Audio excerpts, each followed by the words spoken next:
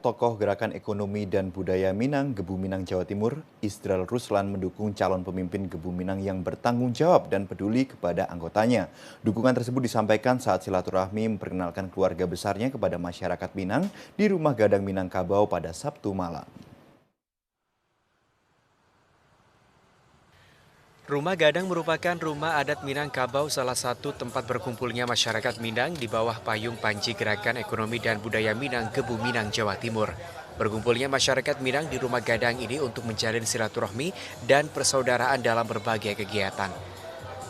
Oleh karena itu, dengan berakhirnya masa jabatan kepengurusan Gebu Minang Jawa Timur periode 2019-2024, kepengurusan Gebu Minang Jawa Timur akan menggelar musyawarah daerah Musda ke-6 Gebu Minang pada 12 Mei di Rumah Gadang Minangkabau, Jawa Timur.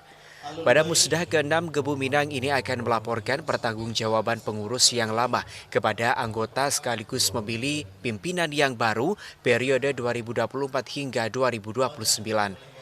Peserta musda akan memilih pemimpin yang bertanggung jawab dan peduli terhadap sesama masyarakat Minang melalui berbagai program kerjanya.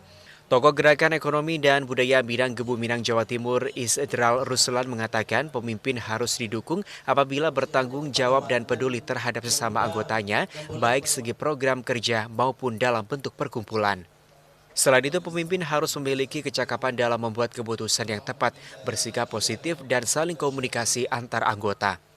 Kita berharap pada musda ke depan kita bisa mendapatkan pemimpin yang benar-benar bertanggung jawab, bukan hanya pemimpin yang memperdulikan untuk nama pribadi, tapi yang bisa mengangkat keberadaan warga Minang yang ada di rantau.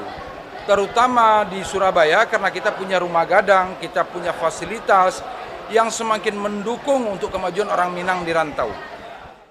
Isdral Ruslan menambahkan organisasi mempunyai tujuan di bidang kemanusiaan, sosial, dan budaya. Oleh sebab itu, dengan adanya musyawarah daerah ke-6 Gebu Minang ini, dapat terpilih pimpinan yang bisa menyelesaikan masalah tanpa emosi dan dapat merangkul semua anggota.